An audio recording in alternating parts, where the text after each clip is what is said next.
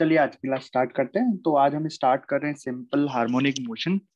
तो simple harmonic motion क्या है, इसे समझने के लिए सबसे पहले हमें समझना होगा कि पीरियोडिक मोशन क्या है, ऑसिलेशन क्या है। उसके बाद आएंगे हम सिंपल हार्मोनिक ऑसिलेशन या सिंपल हार्मोनिक मोशन पे।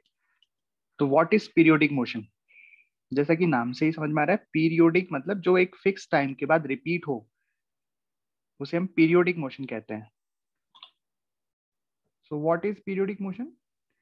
If a particle repeats all the characteristic of its motion, all the characteristic मतलब किसी भी मोशन के क्या हो सकते हैं कैरेक्टरिस्टिक?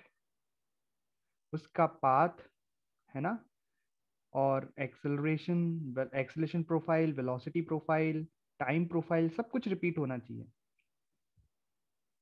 एक फिक्स टाइम इंटरवल के बाद सब कुछ रिपीट होना चाहिए। उसका पाथ रिपीट होना चाहिए, एक्सेलरेशन प्रोफाइल, वेलोसिटी प्रोफाइल, ठीक है, उसको हम कहेंगे एक टाइम पीरियड उसका।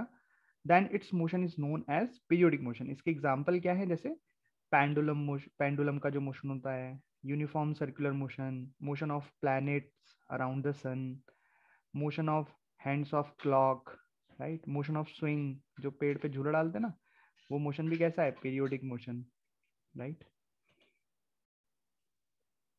ठीक है, तो path of particle in periodic motion, तो कैसा पाथ होना चाहिए पीरियोडिक मोशन में? कैसा, फिक्स है क्या? नहीं, एनी पार्ट इज पॉसिबल।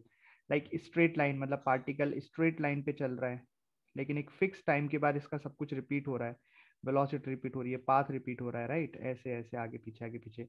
हो सकता है वो यूनिफॉर्म सर्कुलर मोशन कर रहा हो, या कोई हो सकता है इरेगुलर पाथ हो ऐसा, लेकिन एक फिक्स टाइम के बाद सारी प्रोफाइल फिर से रिपीट हो रही हैं, है ना। तो कैसा भी पाथ हो सकता है, एलिप्टिकल पाथ हो सकता है, सर्कुलर हो सकता है, पर रिपीट होना चाहिए एक फिक्स टाइम इंटरवल के बाद। ठीक है, जैसे आपका एक फिक्स रूटीन हो, जैसे आप सुबह 6 बजे उठते हो, फिर एक फिक्स टाइम पे आपकी क्लास स्टार्ट होती है, फिक्स टाइम पे आप लंच लेते हो, फिर उसके बाद खेलने जाते हो, उसके बाद फिर डिनर करते हो, फिर सोते हो। आपका अगर फिक्स रूटीन चल रहा है तो ये भी क्या कहलाएगा? एक पीरियोडिक मोशन कहलाएगा, मतलब एक एग्जाम्पल के लिए, राइट। सो एग्जाम्पल क्या है पीरियोडिक मोशन के? Okay, so this is the example of periodic motion. तो पीरियोडिक मोशन का मतलब समझ में आ गया आपको कि जब एक फिक्स टाइम इंटरवल के बाद सारे कैरेक्टरिस्टिक रिपीट हो रहे हो किसी मोशन के, तो हम उसको पीरियोडिक मोशन कहेंगे। अब सेकंड आता है oscillatory motion. So what is oscillatory motion and what is the difference between periodic motion and oscillatory motion? So what is oscillatory motion? When a particle performs to and fro motion, ये ध्यान रखना, ये जरूरी है, to and fro motion about a fixed point. मतलब किसी एक point के अबाउट पार्टिकल आगे जाए पीछे आए, आगे जाए पीछे आए, आगे जाए पीछे आए, इसको बोलेंगे ऑसिलेटरी मोशन। जैसे कि motion of a simple pendulum. Simple pendulum क्या होता है? इस तरीके से दीवार से फिक्स रहता है और ये ऐसे आगे पीछे घूमता है, तो ये मोशन कहलाता है ऑसिलेटरी मोशन। मतलब इसमें पार्टिकल पीरियोडिक मोशन तो परफॉर्म कर रहा है, एक फिक्स इंटरवल के बाद वो एक फिक्स, मतलब उसकी प्रोफाइल रिपीट हो रही है after fix time interval, but to and fro motion है। मतलब यहाँ पे सर्कुलर मोशन को हम ये नहीं कह सकते ऑसिलेटरी मोशन, क्योंकि सर्कुलर मोशन में टू एंड फ्रो मोशन नहीं हो रहा है, राइट। बट तो इसका एग्जाम्पल क्या हो गया? इसका एग्जाम्पल हो गया motion of a simple pendulum. तो ये इस तरीके से motion of a simple pendulum या motion of a pendulum is the oscillatory motion. अच्छा बताओ, is uniform circular motion is oscillatory motion? नहीं। सो इसका जवाब क्या होगा? क्या uniform circular motion is oscillatory motion? Answer होगा नहीं। क्यों नहीं? क्योंकि ये टू एंड फ्रो मोशन नहीं है। Oscillatory motion, sorry, circular motion तो कैसा होगा कि बस ऐसे घूमता जाएगा घूमता जाएगा घूमता जाएगा। ठीक है, तो देखो हमने यहाँ साफ साफ लिखा है, when a particle perform to and fro motion about a fixed axis it is called oscillatory motion. Uniform circular motion में ऐसा नहीं होता है, ठीक है। तो ऑसिलेटरी मोशन का मतलब है जब टू एंड फ्रो मोशन होता है, बट अब ये टू एंड फ्रो मोशन होता क्यों है? मतलब किसी, ये सिंपल पेंडुलम है, इसको हमने आगे ऐसे डिस्टर्ब कर दिया, आगे ले जाके छोड़ दिया, तो ये वापस क्यों आ रहा है? और फिर ऐसे क्यों जा रहा है, फिर यहाँ पे जाके वापस क्यों आ रहा है? मतलब ये मोशन हो क्यों रहा है ऐसा? तो उसको समझने के लिए हम समझते हैं। ठीक है, तो ऐसा हो क्यों ना देखते हैं। तो जब ये सिंपल पेंडुलम यहाँ पे है तो इस पर सारे फोर्स बैलेंस हैं, इस पर कोई भी फोर्स नहीं है। जैसे जब ये यहाँ पे है तो टेंशन ऊपर लग रहा है और mg नीचे लग रहा है, तो ये हो गई इसकी इक्विलिब्रियम पोजीशन। ठीक है, अब इक्विलिब्रियम भी तीन तरह के होते हैं, हमने देखा था, stable equilibrium, unstable equilibrium and neutral equilibrium. तो ये जो पेंडुलम की पोजीशन है ये इसकी स्टेबल इक्विलिब्रियम है। स्टेबल इक्विलिब्रियम का पता कैसे चलता है? तो स्टेबल इक्विलिब्रियम का पता ऐसे चलता है कि वहां से किसी भी ऑब्जेक्ट को अगर उसके स्टेबल इक्विलिब्रियम से डिस्टर्ब करते हैं तो वो वापस से उसी जगह पे आ जाता है, तो हम उसको स्टेबल इक्विलिब्रियम कह देते हैं। है ना, आप समझाए थे ना तीन तरह के इक्विलिब्रियम, जैसे ऐसा पहाड़ मान लो, ऐसे मान लो और ऐसे मान लो। यहाँ पे कोई बॉल रखी है, एक बॉल यहाँ रखी है और एक बॉल यहाँ रखी है। तो फर्स्ट केस में आप बॉल को डिस्टर्ब करोगे तो वापस से इसी पोजीशन पे आ जाएगी, तो इसको बोलेंगे स्टेबल इक्विलिब्रियम। इस सेकंड केस में अगर आप बॉल को डिस्टर्ब करते हो तो निकल जाती है वापस, इस पोजीशन पे नहीं आ सकती है, पहाड़ जैसा है। तो इसको बोलते हैं अनस्टेबल इक्विलिब्रियम। और यहाँ पे आप बॉल को डिस्टर्ब करोगे तो वहीं पड़ी रहेगी, ना वापस आएगी ना कहीं दूर जाएगी, इसको बोलते हैं न्यूट्रल इक्विलिब्रियम। तो ऑसिलेटरी मोशन हमें कब दिखाई देगा? जब कोई पार्टिकल अपने स्टेबल इक्विलिब्रियम में होगा, क्योंकि तभी तो डिस्टर्ब करने पर ही वापस अपनी जगह पे आएगा। तो if a particle is disturb from a point of stable equilibrium then it performs oscillatory motion. अब क्यों करता है ऑसिलेटरी मोशन? बिकॉज यहाँ पे उसके पास होता है रीस्टोरिंग फोर्स। रीस्टोरिंग फोर्स क्या है? ये इस पूरे चैप्टर का बहुत ही इंपॉर्टेंट टर्म है, restoring force. What is restoring force? Restoring force का मतलब है जो इसको वापस अपनी पोजीशन पे ले आए, जो इसको वापस अपनी पुरानी पोजीशन पे ले आए, ऐसा फोर्स जो पार्टिकल को। अब वो अलग अलग केस में अलग अलग हो सकता है। जैसे सिंपल पेंडुलम के केस में वो कौन है? वो कौन है? ग्रेविटेशन का, ग्रेविटेशन फोर्स का कंपोनेंट। राइट, कैसे? देखो हमने यहाँ से इसको शिफ्ट किया, मान लो यहाँ पे पहुंच गया है पेंडुलम, और इस तरीके से अब यहाँ पे इस पे mg इससे लगेगा नीचे। अब mg के दो कंपोनेंट करेंगे, एक इधर आएगा एक इधर आएगा। ये वाला कंपोनेंट तो टेंशन के साथ बैलेंस हो जाएगा, लेकिन ये वाला जो कंपोनेंट है, ये जो टेंशन टेंजेंशियल डायरेक्शन में लग रहा है, समझ में आया? डायग्राम छोटा बन गया थोड़ा, और थोड़ा जूम करके देखो। इस तरीके से लगेगा mg, इसके दो कंपोनेंट होंगे, एक ऐसा और एक ऐसा, mg के दो कंपोनेंट। तो ये वाला कंपोनेंट तो टेंशन से बैलेंस हो जाएगा, लेकिन ये वाला जो कंपोनेंट है ये क्या करेगा? इसको वापस लाएगा, इस पे इधर की साइड एक्सेलरेट करेगा, इस पर फोर्स लगाएगा। तो यहाँ पे ये बन जाएगा mg का ये वाला कंपोनेंट रीस्टोरिंग फोर्स।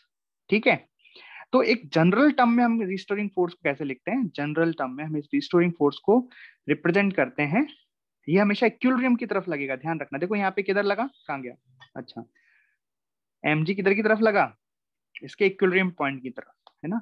तो इसको हम रिप्रेजेंट करते हैं इस तरीके से कि F vector is equal to should be minus k into x की पावर एन। यहाँ पे माइनस का मतलब है कि जो फोर्स है वो एक्स के अपोजिट डायरेक्शन में लग रहा है। एक्स यहाँ पे डिस्प्लेसमेंट है, एक्स यहाँ पे डिस्प्लेसमेंट, अभी और थोड़ा पढ़ेंगे इसको डिटेल में, तो अभी बस पढ़ते जाएंगे इसको, यही है बस अब पूरे चैप्टर में। तो इस फोर्स की चर्चा होने वाली है, ये यहाँ पे restoring force minus k x की पावर एन। एन की वैल्यू यहाँ पे क्या है? एन की वैल्यू यहाँ पे हो सकती है 1, 3, 5, 7, ऐसे ऑड वैल्यू हो सकती है यहाँ पे एन की। के कोई कांस्टेंट है, के सम कांस्टेंट, एक्स है डिस्प्लेसमेंट। तो अब सोचो, अगर एक्स पॉजिटिव होगा, एक्स पॉजिटिव होगा तो ये फोर्स क्या हो जाएगा? नेगेटिव हो जाएगा। मतलब अगर हमने पार्टिकल को आगे डिस्प्लेस किया है इक्विलिब्रियम पोजीशन से, तो पार्टिकल पे फोर्स किधर लगेगा? पीछे लगेगा। और हमने पार्टिकल को अगर पीछे डिस्प्लेस किया है, मतलब एक्स क्या हो गया? नेगेटिव, तो उस केस में फोर्स किधर लगेगा? फोर्स पॉजिटिव में लगेगा। राइट, तो ये वाला जो फोर्स है ये कहलाता है restoring force. This is the restoring force. यहाँ पे एन की वैल्यू क्या लेनी है हमें? ऑड वैल्यूज लेनी है, 1, 3, 5, 7, इस तरीके से। क्यों ले रहे हैं हम ऑड वैल्यू? इवन वैल्यू क्यों नहीं ले सकते? अगर मान लो हमने एन की यहाँ पे इवन वैल्यू ले ली, मतलब यहाँ पे एन मतलब 2 ले लिया, स्क्वायर ले लिया, सोचना ध्यान से, तो उस केस में जब एक्स पॉजिटिव होगा तो पॉजिटिव का स्क्वायर, ये टर्म पॉजिटिव आएगी, तब तो ठीक है कि फोर्स नेगेटिव आ जाएगा, मतलब हमने आगे डिस्प्लेस किया तो फोर्स पीछे लग रहा है। लेकिन अगर एक्स नेगेटिव लिया, मतलब पीछे डिस्प्लेस किया, तो स्क्वायर है ऊपर, तो ये तो फिर पॉजिटिव, फिर से नेगेटिव आ, मतलब माइनस का स्क्वायर, ये टर्म तो पॉजिटिव हो जाएगी, तो फोर्स फिर से नेगेटिव आ जाएगा। मतलब फोर्स अब इक्विलिब्रियम से दूर लग रहा है, तो मतलब उस केस में ऑसिलेटरी नहीं हो पाएगा। ठीक है, तो मतलब ये इस फॉर्मेट में फोर्स कैसा भी हो सकता है, या एन की पावर वेरिएबल है। इस अगर किसी भी पार्टिकल पर ये फोर्स लग रहा है तो हम उसको कहेंगे कि वो पार्टिकल ऑसिलेट करेगा। This is the general equation of force. अगर किसी भी पार्टिकल पर ये फोर्स है तो हम कहेंगे कि वो पार्टिकल क्या करेगा, ऑसिलेटरी मोशन करेगा। तो ये उस फोर्स को लिखने का तरीका है ना, ये तरीका है लिखने का, बस इतनी सी बात है। तो देखो अगर n की वैल्यू में रखूं 1 3 5 तो क्या क्या बन जाएगा ये फोर्स, देखो ध्यान से। तो एफ वेक्टर बन जाएगा, पहले 1 रखने पर ये बन जाएगा माइनस के एक्स। और क्या बन सकता है, x की वैल्यू रख दो आप 3, तो क्या बन सकता है माइनस के एक्स की पावर 3। और क्या बन सकता है, ये बन सकता है माइनस के एक्स की power 5 up to till so on. मतलब ये फोर्सेस है, समझ में आई बात। मतलब ये फोर्स अगर किसी पार्टिकल पे लग रहे हैं, या तो माइनस के एक्स लग रहा है, या माइनस के एक्स क्यूब लग रहा है, माइनस के एक्स 5 लग रहा है, तो हम क्या बोल देंगे वो पार्टिकल क्या कर रहा है, वो कर रहा है ऑसिलेटरी मोशन कर रहा है। ठीक, तो ये ऑसिलेटरी मोशन की थोड़ी सी बात हो गई। चलो ये क्वेश्चन कर, all periodic motion must B oscillatory motion. सारे जो पीरियोडिक मोशन होते हैं वो ऑसिलेटरी होना जरूरी है। क्या ये सही है? ये तो एकदम ही गलत हो गया, साफ साफ गलत हो गया है ना। इसका लाइव एग्जांपल क्या है, circular motion. Circular motion periodic होता है पर वो ऑसिलेटरी मोशन नहीं होता है। तो जो सर्कुलर मोशन होता है वो पीरियोडिक तो होता है बस, बट ऑसिलेटरी नहीं होता है। तो इसका एग्जांपल लिख दूं मैं, साथ ही में याद रहेगा। यूनिफॉर्म सर्कुलर मोशन, ये पीरियोडिक होता है बट ऑसिलेटर नहीं होता है। सेकंड वाला, all oscillatory motion must be periodic motion. बताओ, all oscillatory motion must be, ध्यान रखना है मस्ट लिखा हुआ है, must be periodic motion. All oscillatory motion must be, तो ये फॉल्स है। कैसे?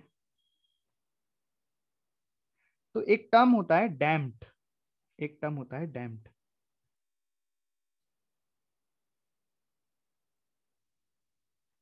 डैम्प्ड, डैम्प्ड का मतलब होता है, मतलब कोई एक एक्सटर्नल फोर्स, जैसे हमने किसी पेंडुलम को इस तरीके से डिस्प्लेस करके और छोड़ दिया, तो पेंडुलम ऐसे ऐसे ऐसे करता रहेगा।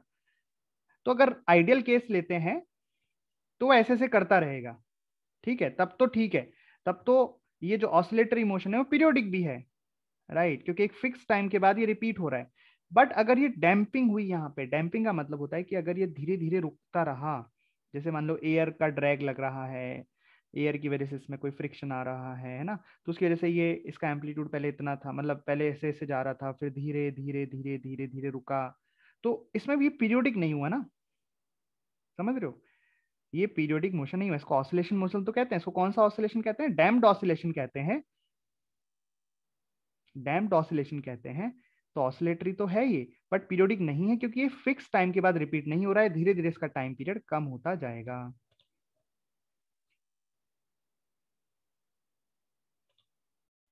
धीरे धीरे इसका क्या कम होता जाएगा, धीरे धीरे इसका एम्पलीट्यूड कम होता जाएगा। एम्पलीट्यूड क्या बोलते हैं, किसको बोलते हैं बताऊंगा अभी। एम्पलीट्यूड मतलब पहले ये यहाँ तक ऊपर तक जा रहा था, फिर ये थोड़ा नीचे तक जाएगा, फिर और नीचे, फिर और नीचे और नीचे, मतलब सारी प्रोफाइल रिपीट नहीं हो पा रही, राइट। हाँ, तो इसलिए फॉल्स स्टेटमेंट है। तो क्या कह सकते हैं हम कि if energy of the oscillatory motion is conserve then it is periodic. मतलब इसमें क्या होगा, धीरे धीरे इसकी एनर्जी कम होती जा रही है ना, एनर्जी का लॉस कर रहा है, एनर्जी प्रोफाइल रिपीट नहीं हो रही है इसमें, इसमें धीरे धीरे एनर्जी लॉस होती जाती है डैम्प्ड ऑसिलेशन में। तो इसलिए all oscillatory motion must be periodic, ये गलत हो गया, ऑल ऑसिलेटरी नहीं आना था यहाँ पे। नॉर्मल जो आइडियल ऑसिलेटरी मोशन है वो पीरियोडिक रहेंगे, लेकिन डैम्प्ड ऑसिलेशन पीरियोडिक नहीं रहेगा, क्योंकि उसमें एनर्जी लॉस होती जा रही है, एनर्जी इज नॉट कंजर्व उसमें, ठीक है। तो अगर एनर्जी कंजर्व रहती है ऑसिलेटरी मोशन में तो उसको हम पीरियोडिक मोशन कहेंगे, ठीक। तो इस तरीके से ये हो गया। अब ऑसिलेटरी मोशन के बाद आता है सिंपल हार्मोनिक मोशन। तो ये सिंपल हार्मोनिक मोशन का मतलब है ऑसिलेटरी मोशन का सबसे सिंपल केस। तो देखो ये ऑसिलेटरी मोशन की इक्वेशन आपके सामने है, और ये बढ़ती जाएंगी पावर, माइनस के एक्स की पावर 7 9 11। तो इसका सबसे सिंपल केस आपको कौन सा दिख रहा है, जब फोर्स की इक्वेशन क्या है माइनस के एक्स, सबसे सिंपल केस। तो ये हमारे कोर्स में है, इसको बोलते हैं हम सिंपल हार्मोनिक मोशन। मतलब जब किसी पार्टिकल पर फोर्स F बराबर माइनस के एक्स का लगे तो उसे सिंपल हार्मोनिक मोशन कहेंगे। ठीक, तो ऑसिलेटरी मोशन का सबसे सिंपल केस कहलाता है सिंपल हार्मोनिक मोशन। और भी ऑसिलेटरी मोशन हो सकते हैं, बट हम क्या पढ़ेंगे डिटेल में, सिंपल हार्मोनिक मोशन।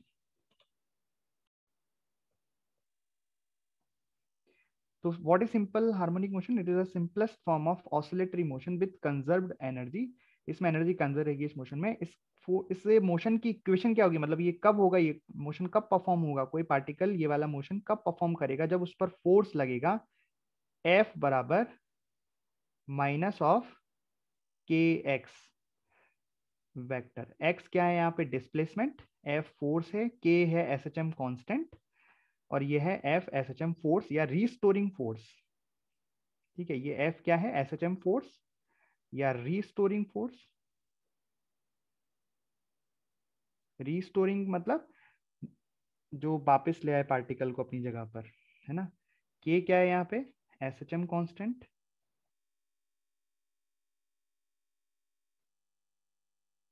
और x क्या है यहाँ पे, displacement from mean position, displacement of particle from mean position. अभी करेंगे सब बात, मीन पोजीशन क्या होती है, क्या होता है।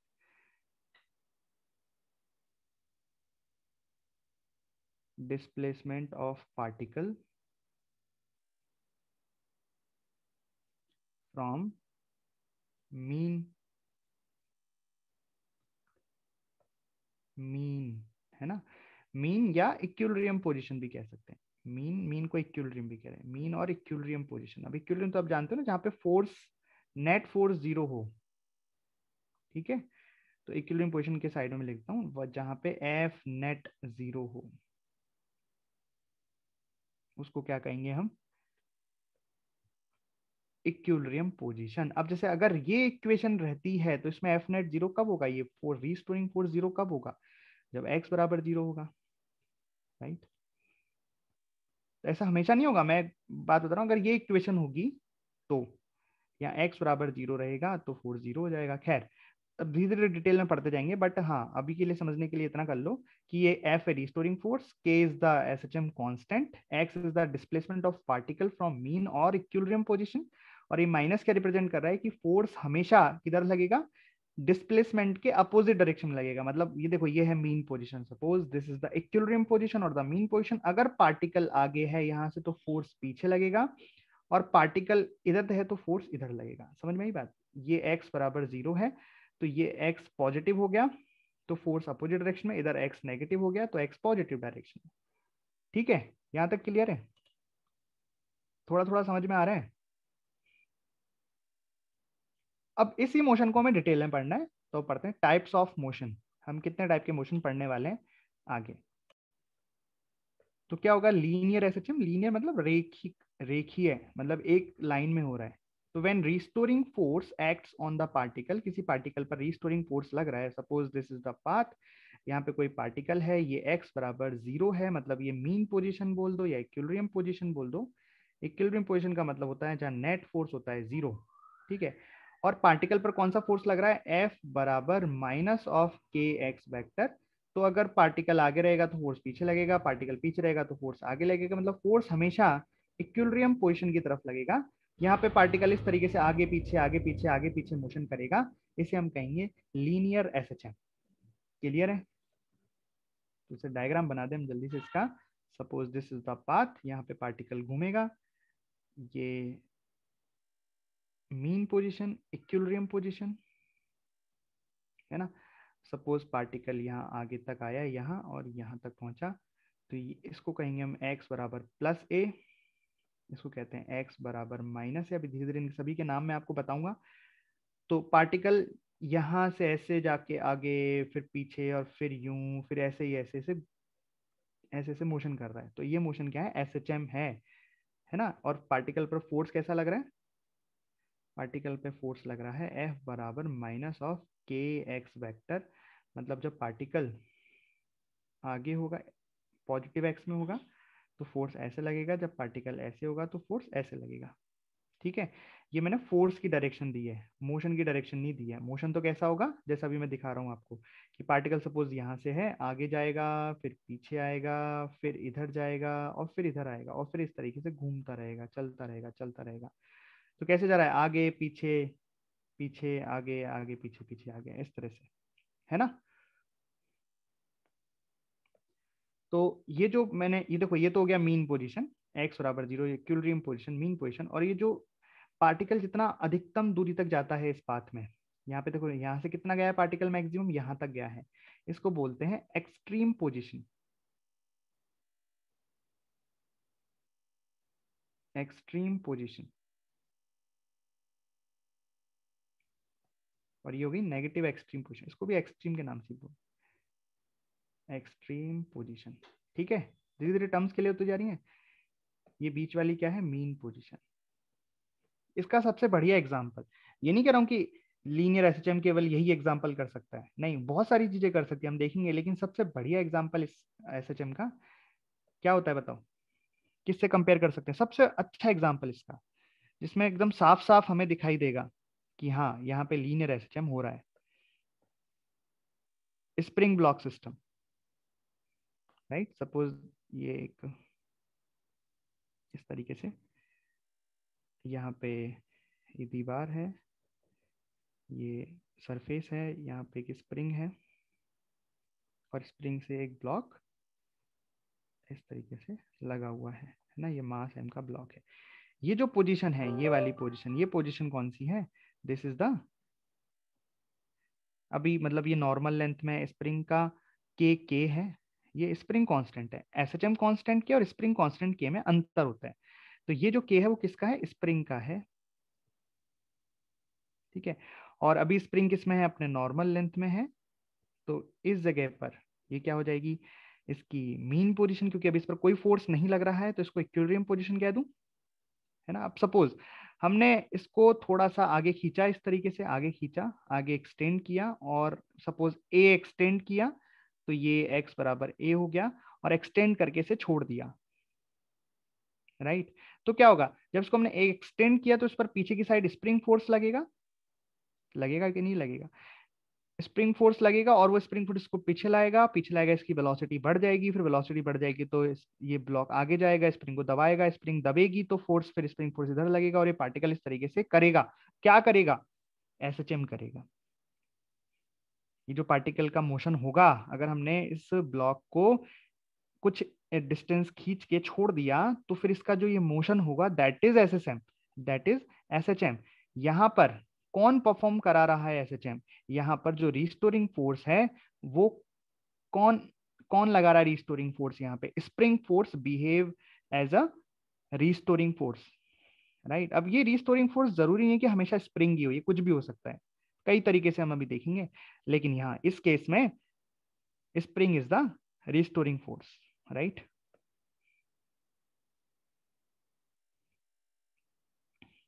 So in this case, spring force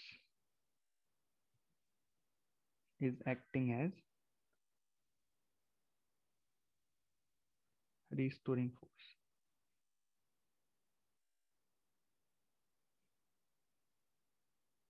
समझ में आया तक आपको, एसएचएम समझ में आ रहा है, लीनियर एसएचएम समझ में आ गया, कोई दिक्कत, लीनियर एसएचएम अभी बहुत डिटेल में पढ़ना है हमें, बट हाँ अभी के लिए समझ में आ गया, एक ओवरव्यू टाइप, समरी जैसा। ठीक है, अब दूसरा एसएचएम, एंगुलर एसएचएम। तो देखो लीनियर एसएचएम क्या था, जब उस पर रिस्टोरिंग फोर्स लग रहा था, बट एंगुलर एसएचएम क्या होगा, जब उस पर रिस्टोरिंग टॉर्क लगेगा। मतलब यहाँ पे तो क्या हो रहा था लीनियर एसएचएम में, तो ये जो मास है वो आगे पीछे ऐसे एक्स डिस्टेंस डिस्प्लेस किया, एक्स डिस्प्लेसमेंट, यहाँ पे डिस्प्लेसमेंट लीनियर था, और ये पार्टिकल इस तरीके से आगे पीछे हो रहा था। लेकिन एंगुलर एसएचएम में क्या होगा, एंगुलर एसएचएम का एग्जांपल है सिंपल पेंडुलम। जैसे सिंपल पेंडुलम को हमने इस तरीके से हल्का सा डिस्प्लेस करके छोड़ दिया, तो यहाँ पे डिस्प्लेसमेंट कैसा हुआ है, थीटा डिस्प्लेसमेंट हुआ है, राइट। तो यहाँ पे थीटा डिस्प्लेस करके छोड़ा है, तो इसके अबाउट एक टॉर्क आ गया, टॉर्क इसको वापस लेके आ रहा है, एमजी का एक टॉर्क आ गया, राइट, इस तरीके से ये इसको वापस लेके आ रहा है, रीस्टोरिंग टॉर्क। तो ये जो सिंपल पेंडुलम करेगा, ये कहलाएगा एंगुलर एसएचएम। अच्छा, जैसे सिंपल पेंडुलम होता है वैसे एक और पेंडुलम होता है, इसको फिजिकल पेंडुलम कहते हैं या कंपाउंड पेंडुलम हम कहते हैं। तो कंपाउंड पेंडुलम में क्या होता है कि जैसे कोई भी ऑब्जेक्ट है, उसको यहाँ पे हमने हिंज कर दिया, कोई भी ऑब्जेक्ट है एक्स वाई जेड, यहाँ पे इस तरीके कोई भी ऑब्जेक्ट, इसको हमने डिस्प्लेस करके छोड़ा, तो ये भी क्या करेगा, इस तरह से एसएचएम करेगा। ये कहलाता है फिजिकल पेंडुलम। बल है सिंपल पेंडुलम मतलब जो भी हम देख रहे थे कि सिंपल एक स्ट्रिंग से बॉब को ऐसे फिक्स किया और यहाँ पे इसको हमने डिस्प्लेस कर दिया, तो ये ऐसे ऐसे घूमेगा। तो ये तो हो गया सिंपल पेंडुलम। और फिजिकल पेंडुलम में कंपाउंड पेंडुलम होता है कि यहाँ पे स्ट्रिंग से हम किसी को हिंज नहीं कर रहे हैं, पूरे के पूरे ऑब्जेक्ट को ही हिंज कर दिया है, और ये इस तरीके से परफॉर्म करेगा एंगुलर एसएचएम। इसको हमने यहाँ पे ऐसे डिस्प्लेस करके पूरे को पूरे को, इस पूरी पूरी शेप जो है इस ऑब्जेक्ट को ही डिस्प्लेस करके छोड़ दिया, ऐसे ऐसे डिस्प्लेस हो रहा है। आई बात समझ में? तो दिस इज एंगुलर एसएचएम, इसको डिटेल में भी पढ़ेंगे। ठीक, अब बात कर लेते हैं पहले लीनियर एसएचएम की। तो अभी पहले शुरुआत करते हैं लीनियर एसएचएम में कि लीनियर एसएचएम में किस तरीके से इसकी कैरेक्टरिस्टिक यानी कि वेलोसिटी प्रोफाइल, एक्सेलरेशन प्रोफाइल किस तरीके से चेंज होती हैं, है ना। एक्सट्रीम पर वेलोसिटी क्या होती है, एक्सेलरेशन किस तरीके से चेंज होता है, मतलब जैसे पार्टिकल, अगर पार्टिकल जा रहा है मीन पोजीशन से एक्सट्रीम की तरफ, पार्टिकल मीन से अगर एक्सट्रीम की तरफ जा रहा है तो क्या कम होगा क्या बढ़ेगा, वेलोसिटी कम होगी या बढ़ेगी, इस तरीके की चीजें। ठीक है, तो हम डिटेल स्टडी करने वाले हैं अब कैरेक्टरिस्टिक मतलब वही प्रोफाइल की कि वेलोसिटी बढ़ेगी या कम होगी, जो भी होगा क्या नहीं होगा। तो कैसा पाथ रहता था, अभी हमने सीखा कि कोई पार्टिकल जब लीनियर एसएचएम करता है तो उसका पाथ कुछ इस तरीके से रहता है। Suppose this is the path, और यहाँ पे कुछ पोजीशंस होती हैं जिसके नाम हमें अभी तो पता लग गए हैं। ये होती है x बराबर 0, ये कौन सी पोजीशन है, मीन पोजीशन। पार्टिकल यहाँ से यहाँ तक जाएगा इसलिए इसको बोलते हैं एक्सट्रीम पोजीशन, इसको प्लस a और इसको माइनस a से डिनोट करते हैं। ठीक है, अब यहाँ पे मोशन कैसा हो रहा है, हम पार्टिकल का स्टार्टिंग मानते हैं, मान लो सपोज कहीं से भी मान सकते हैं, यहाँ से भी स्टार्ट हो सकता है, यहाँ से भी स्टार्ट हो सकता है, यहाँ से भी स्टार्ट हो सकता है, पर हम मान रहे हैं कि मीन पोजीशन से पार्टिकल ने स्टार्ट किया है मोशन। पहले मोशन कैसे हो रहा है, यहाँ से जा रहा है, पार्टिकल पहुंचेगा अपने पॉजिटिव एक्सट्रीम पे, समझे। फिर पार्टिकल वापस आएगा इस तरीके से, तो पहले ऐसे गया यहाँ से, फिर वापस आया, पार्टिकल फिर से अपने कहाँ पहुंचा, मीन पोजीशन पर। फिर पार्टिकल इधर वापस आया, मतलब पीछे जा रहा है, और ये कहाँ पहुंचा, अपने एक्सट्रीम नेगेटिव एक्सट्रीम पर पहुंचा। ठीक है, उसके बाद क्या होगा, उसके बाद पार्टिकल इस तरीके मोशन करके वापस पहुंच जाएगा अपने मीन पोजीशन से, यहाँ जहां से वो स्टार्ट हुआ है। ये पूरा मोशन एक पीरियड मतलब एक एक ऑसिलेशन कहलाता है इसका, एक दोलन, एक आवर्त। समझ में आई बात, ये पूरा एक ऑसिलेशन है, ये एक ऑसिलेशन हुआ इसका। कहां से, देखो, तो इस पूरे एक ऑसिलेशन में ये अपनी मीन पोजीशन से कितनी बार गुजरा, दो बार गुजरा। एक तो स्टार्टिंग पॉइंट पे ही अपनी मीन पोजीशन पे था, यहां से स्टार्ट हुआ, फिर चला, फिर यहाँ पहुंचा, तो ये वापस से मीन पोजीशन पे आ गया। तो इसको क्यों नहीं बोला एक ऑसिलेशन, क्योंकि देखो यहाँ पे इसकी वेलोसिटी इस तरफ थी, और जब इधर आ रहा है तो वेलोसिटी इस तरफ है, मतलब वेलोसिटी प्रोफाइल सेम नहीं हुई है। यहाँ वेलोसिटी की डायरेक्शन आई कैप में थी, मतलब आगे की तरफ थी, या वेलोसिटी पीछे की तरफ है। एक आवर्त या एक ऑसिलेशन उसे कहते हैं हम जब सारी प्रोफाइल रिपीट करें, सब कुछ सेम, पोजीशन भी सेम होनी चाहिए, वेलोसिटी की डायरेक्शन भी सेम होनी चाहिए, वेलोसिटी का मैग्नीट्यूड भी सेम होना चाहिए, एक्सेलरेशन का मैग्नीट्यूड, एक्सेलरेशन का सब कुछ सेम होना चाहिए, तब कहते हैं हम एक ऑसिलेशन। ठीक है भाई, तो इसका मतलब पार्टिकल आगे जाएगा, मतलब पीछे आएगा इस तरीके से, फिर दोबारा पहुंचेगा, अब वेलोसिटी वापस ऐसी, अब इसको बोलेंगे एक ऑसिलेशन। तो यहाँ पे हम इस पूरे को डिस्कस करने वाले हैं। ठीक है,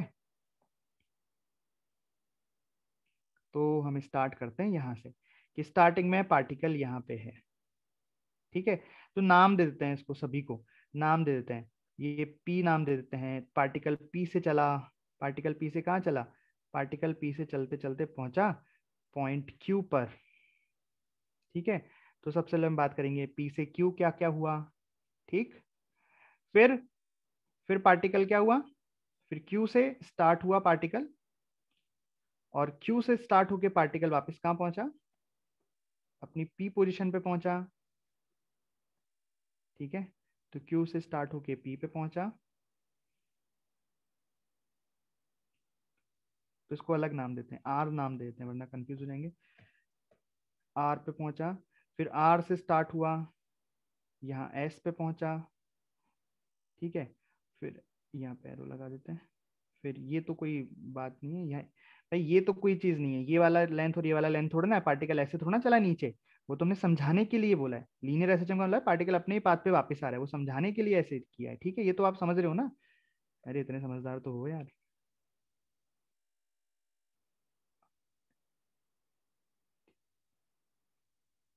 फिर पार्टिकल टी से वापस से आ गया पी पर, तो ये इसका एक ऑसिलेशन कंप्लीट हो गया। तो ये और इसका कोई मतलब नहीं, ये वाली चीज और ये वाली चीज का कोई मतलब नहीं, ये बस समझाने के लिए है, असलियत में ऐसा ही हुआ है, अपनी जगह पे ही ऐसे किया। ठीक है, अब एक एक बात को देखते जाते हैं कि पी से क्यू के बीच में क्या क्या है। तो देखो सबसे पहले हम डिस्कस करते हैं पी टू क्यू, कि पी से क्यू के बीच में क्या हो रहा है ना। बताइए, पी पर पी पर टी बराबर 0 सपोज करें, है ना, ठीक है। अब सोचना ध्यान से कि यहां से हमने करा है, और फोर्स, फोर्स तो मैं पता ही, फोर्स लिख लेता हूँ, फोर्स बराबर क्या है, minus of k x, force बराबर क्या है, माइनस ऑफ के एक्स। तो यहाँ पे एक्स बराबर 0 है पी पर, तो यहाँ पर फोर्स की वैल्यू क्या होगी, जब पार्टिकल यहाँ पे है तो फोर्स यहाँ पे कितना होगा बताइए, फोर्स यहाँ पे 0 होगा।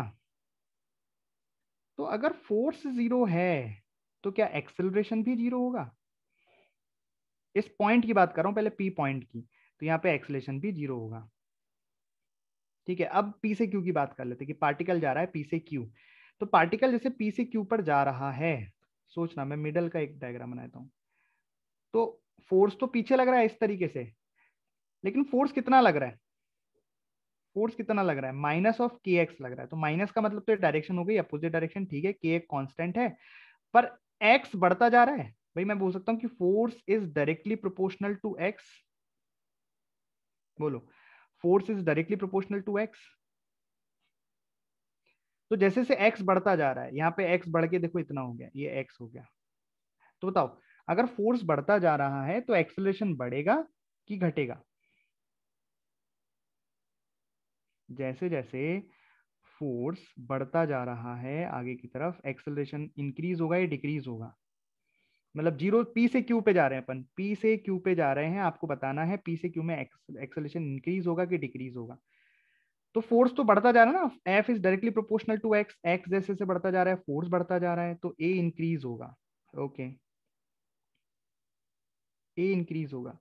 अच्छा, वेलोसिटी, भाई वेलोसिटी इसकी आगे की तरफ है, यहाँ पे भी आगे की तरफ थी इसकी वेलोसिटी, यहाँ पे भी आगे की तरफ है इसकी वेलोसिटी, लेकिन एक्सेलरेशन फोर्स यानी कि फोर्स अपोजिट डायरेक्शन में है, और हम जानते हैं क्यू तो क्या है, एक्सट्रीम पोजीशन है, एक्सट्रीम का मतलब यहाँ पहुंचते पहुंचते ब्लॉक क्या हो जाएगा, रुक जाएगा, भाई रुकेगा नहीं तो और आगे निकल जाएगा, लेकिन आगे नहीं निकल रहा है, तभी तो इसको एक्सट्रीम बोला है। इसका मतलब ये वेलोसिटी है, ये वेलोसिटी क्या होती जा रही है, ये वेलोसिटी कम होती जा रही है, भाई वेलोसिटी तो डिक्रीज कर रही है ना, समझ में आई क्या बात। तो यहां पहुंचते पहुंचते पहुंचते पहुंचते वेलोसिटी कितनी हो जाएगी, वेलोसिटी हो जाएगी 0, यस। तो पी से क्यू में वेलोसिटी डिक्रीज हो रही है, मतलब बेसिकली बेसिकली पार्टिकल क्या हो रहा है, स्लो डाउन हो रहा है। आई बात समझ में आ रही, पी से क्यू के बीच में ये प्रोफाइल हो गई कि पार्टिकल जब पी से क्यू की तरफ जा रहा है तो एक्सेलरेशन बढ़ रहा है पर वेलोसिटी कम हो रही है, और एक्सट्रीम पोजीशन पर वेलोसिटी कितनी हो जाएगी, 0। बोलो यार जल्दी से बताओ, एक्सट्रीम पर 0 हो जाएगी क्या, एक्सट्रीम का मतलब ही तो है कि इसके आगे पार्टिकल नहीं जा रहा, मतलब यहाँ रुक गया है, रुक के वापस आएगा ना। मोशन को फील करो यार, मोशन को फील करो क्या हो रहा है, पार्टिकल यहाँ गया, रुका, पलटा, वापस आया, यहाँ गया, रुका, पलटा, ऐसे चल रहा है कार्यक्रम। तो पीसीक्यू में स्लो डाउन हुआ कि फास्ट हुआ, ये सोचो आप। फिर हम बात कर लेते हैं क्यू से आर, ठीक है, तो क्यू पे तो 0 है वेलोसिटी, ठीक है, अब रास्ते की बात कर लेते हैं यहाँ पे, है ना, यहाँ पे तो फोर्स तो इक्विलिब्रियम की तरफ ही लगेगा और वेलोसिटी भी इधर की तरफ हो जाएगी, भैया फोर्स भी इधर है, वेलोसिटी भी इधर है, इसका मतलब अब स्पीड अप हो जाएगा ये। देखो क्यू से आर में एक्सेलरेशन, क्यू से आर में एक्सेलरेशन डिक्रीज कर रहा है, बट जो एक्सेलरेशन है वो वेलोसिटी की डायरेक्शन में है, इसलिए वेलोसिटी बढ़ेगी। अब ये मत सोचना सर एक्सेलरेशन कम हो रहा है तो वेलोसिटी बढ़ेगी कैसे, और या ऐसे मत सोचना कि एक्सेलरेशन बढ़ रहा है तो वेलोसिटी कम क्यों हो रही है। अरे भैया डायरेक्शन का फर्क पड़ता है ना, जो एक्सेलरेशन है वो वेलोसिटी के अपोजिट डायरेक्शन में है, तो वो वेलोसिटी को कम करता जाएगा, यहाँ पे सपोर्ट करेगा, तो यहाँ पे क्या हो जाएगा, स्पीड अप।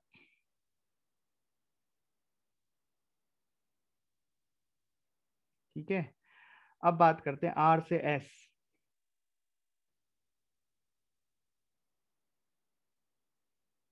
ये क्यू से आर की बात हो गई, तो क्यू से आर में एक्सेलरेशन कम होगा। एक्सेलरेशन कम क्यों होगा, क्योंकि ये जो दूरी है वो कम होती जाएगी, F directly proportional to x, x कम होता जाएगा तो फोर्स कम होता जाएगा, एक्सेलरेशन कम होता जाएगा, लेकिन एक्सेलरेशन और वेलोसिटी सेम डायरेक्शन में है, इसलिए वेलोसिटी इंक्रीज करेगी और आर पे जाके वेलोसिटी मैक्सिमम हो जाएगी।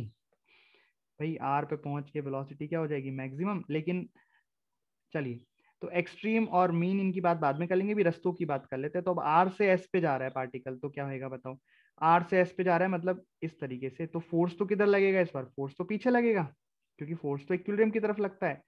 लेकिन वेलोसिटी कैसे है, वेलोसिटी इस तरफ है, तो इस बार क्या हो जाएगा बताओ, ये फोर्स और वेलोसिटी अपोजिट डायरेक्शन में है, मतलब एक्सेलरेशन इधर है, वेलोसिटी इधर है, तो धीरे होगा कि तेज होगा बताओ।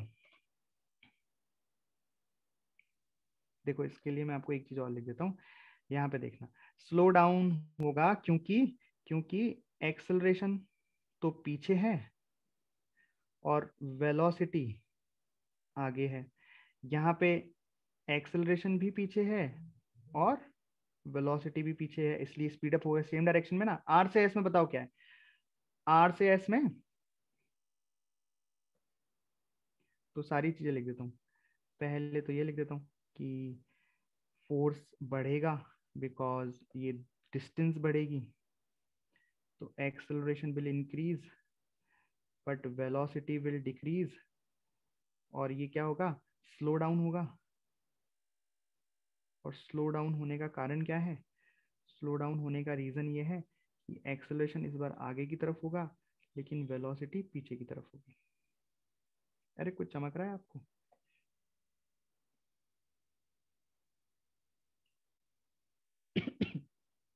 चलिए एस तक पहुंच गए। ये देखो डायरेक्शन बनाई है मैंने, ये आगे पीछे डायरेक्शन है ना। अब बात कर लेते हैं टी से पी, तो अपना एक चक्र कंप्लीट हो जाएगा। टी से पी,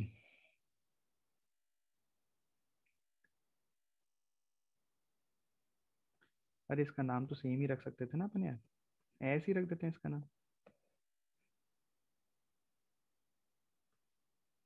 सेम पॉइंट ही तो है ये। अरे सेम है ना, पी से क्यू, क्यू से आर, आर से एस, एस से पी, तो ये हम लिख देते हैं एस से पी।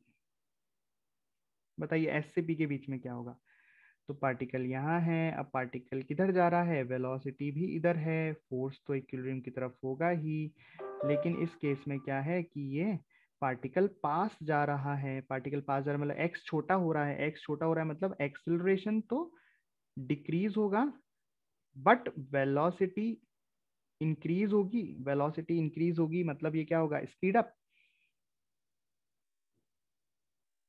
और स्पीड अप होने का कारण, स्पीड अप होने का रीजन क्या है, रीजन ये है कि इस केस में एक्सेलरेशन भी आगे है और वेलोसिटी भी आगे है, तो अगर एक्सेलरेशन और वेलोसिटी सेम डायरेक्शन में होते हैं तो वो स्पीड अप होगा, ऑब्वियस है।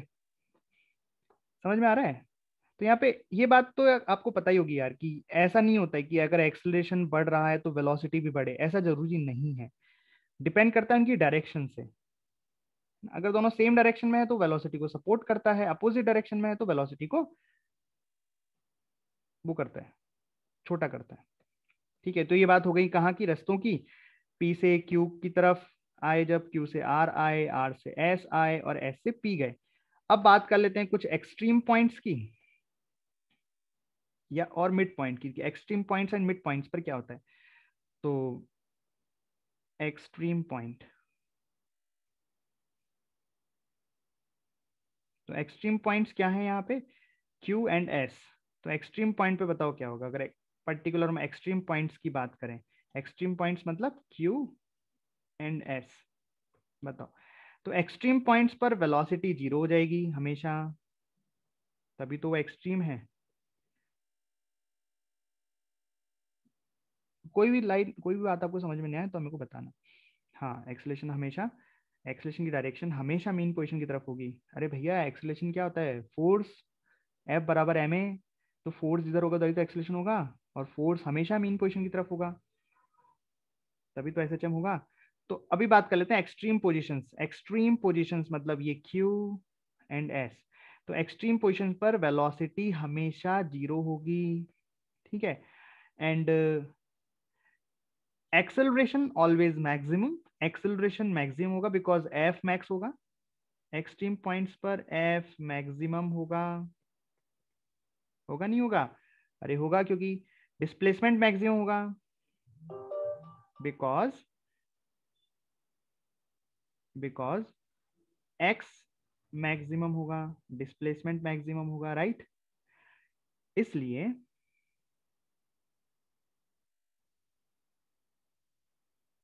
इसलिए एक्सेलरेशन भी मैक्सिमम होगा। शॉर्ट में लिखा है, समझ में तो आ जाएगा। वेलोसिटी ऑलवेज 0 होगी, F मैक्स होगा बिकॉज x मैक्स होगा, इसलिए A भी मैक्स होगा। अरे समझ में आ जाएगा। तो ये पूरी कहानी है, SHM की कहानी है। चलिए, ये बात हो गई रास्तों की एंड एक्सट्रीम पोजीशन की। तो फ्रॉम मीन पोजीशन क्यों छोड़ रहे हैं हम? मीन पोजीशन की भी बात कर लेते हैं कि यहाँ क्या खास है, ठीक है। सो मीन पोजीशन,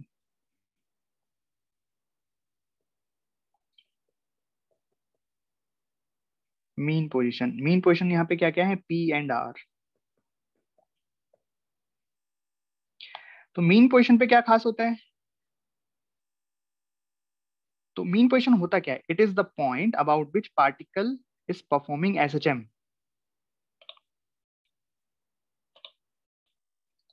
ओके, तो मीन पोजीशन की बात करें तो मीन पोजीशन क्या होता है? जिसके about particle is performing SHM, जिसके अबाउट पार्टिकल SHM परफॉर्म करता है, जहां पे नेट फोर्स 0 होता है, ठीक है। अच्छा, तो मीन पोजीशन पर when particle in mean position, उसका एक्सेलरेशन 0 होता है क्योंकि फोर्स 0 होता है, but its velocity will be maximum. उसकी वेलोसिटी क्या होती है? मैक्सिमम होती है। वेलोसिटी कहां पर? मीन पोजीशन पर। एक्सट्रीम पोजीशन पर वेलोसिटी 0 होती है पर एक्सेलरेशन मैक्सिमम होता है। मीन पोजीशन पर एक्सेलरेशन 0 होता है बट वेलोसिटी मैक्सिमम होती है। बात समझ में आई? देखो, यहां से समझ में आ रही होगी कि जब पार्टिकल Q से R पे आया, कहां गया Q से R? ये रहा। तो वेलोसिटी इंक्रीजिंग, Q से R तक आने पर वेलोसिटी बढ़ रही है, बढ़ रही है, बढ़ रही है, R तक बढ़ी। लेकिन जब पार्टिकल R से S पे गया तो डिक्रीजिंग, मतलब यहाँ पे मैक्सिमम थी R पर यानी मैक्सिमम थी, उसके बाद कम होती गई, कम होती गई, कम होते होते तो 0 हो गई। तो ये सारी बातें आपको एकदम अच्छे से याद रखनी है। रखोगे? मतलब समझ में आ गई तो याद भी हो जाएगी, समझ में आनी चाहिए। चलिए, अब कुछ डेफिनेशंस की बात कर लेते हैं जो इस SHM में काम आती है। जैसे एम्पलीट्यूड क्या होता है, टाइम पीरियड क्या होता है, फ्रीक्वेंसी क्या होती है, एंगुलर फ्रीक्वेंसी क्या होती है, फेज क्या होते हैं, है ना, ये सब बातें। सो what is amplitude? It is the shortest distance between mean position and extreme position. Amplitude का हिंदी में बोलते हैं आयाम। तो ये किस किस के बीच की डिस्टेंस होती है? Basically distance between the mean position and extreme position के बीच में जो शॉर्टेस्ट डिस्टेंस है। अब शॉर्टेस्ट डिस्टेंस का मतलब क्या है? शॉर्टेस्ट डिस्टेंस का मतलब है कि suppose this is the SHM, linear SHM कर रहा है यहाँ पे पार्टिकल, और ये है उसका मीन पोजीशन, ये है एक्सट्रीम पोजीशन, और ये भी है एक्सट्रीम पोजीशन। तो वो पहले मैं उसको -a+a से डिनोट कर रहा हूँ ताकि आपको याद ही हो जाए। तो मीन पोजीशन से एक्सट्रीम तक की शॉर्टेस्ट डिस्टेंस क्या हो गई? ये हो गई या ये हो गई।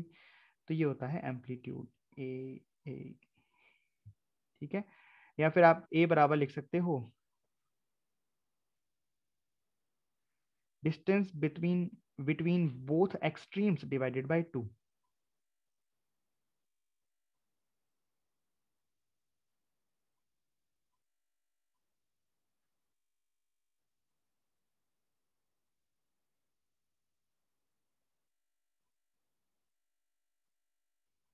ठीक है, डिस्टेंस बिटवीन बोथ एक्सट्रीम कितना हो गया? 2a divide by 2। ठीक है, लिखने के अलग अलग तरीके हैं, बाकी आपको समझ में आ गया what is amplitude, right.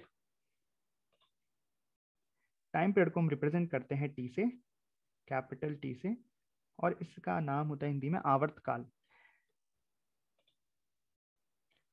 So time period means it is the time after which complete motion is repeated. जैसे मैंने बताया था कि मान लो पार्टिकल यहाँ से स्टार्ट हुआ है x बराबर 0 से, तो ये आगे गया, पीछे आया और पीछे गया, और ये तो ये पूरा एक साइकिल इसका कंप्लीट हुआ है, इसको बोलते हैं एक साइकिल इसकी। तो इसको जितना टाइम लगा इसको बोलते हैं हम टाइम पीरियड। तो time take in one oscillation और वन साइकिल, राइट। फ्रीक्वेंसी, इसको रिप्रेजेंट करते हैं हम एफ से। So what is frequency? It is number of oscillation performed in 1 second. एक सेकेंड में कितने ऑसिलेशन उसने कंप्लीट कर लिए, दैट इज उसकी फ्रीक्वेंसी। ठीक है, सो फ्रीक्वेंसी होती है 1 अपॉन टाइम पीरियड। फ्रीक्वेंसी का फॉर्मूला होता है 1 अपॉन टाइम पीरियड, मतलब रिलेशन होता है फ्रीक्वेंसी एंड टाइम पीरियड में। क्या रिलेशन होता है? Frequency is 1 upon time period. Time period क्या है? एक साइकिल में लगा समय। फ्रीक्वेंसी क्या है? एक समय में हुए cycle, right. Number of cycles in unit time और पर सेकेंड, इस तरीके से डिफाइन करते हैं, राइट। चलिए, तो आज हम यहीं तक रखते हैं, फिर अगली क्लास में करेंगे इस डेफिनेशन को कंप्लीट। तो आप पढ़ना, है ना, कोई डाउट हो तो पूछना।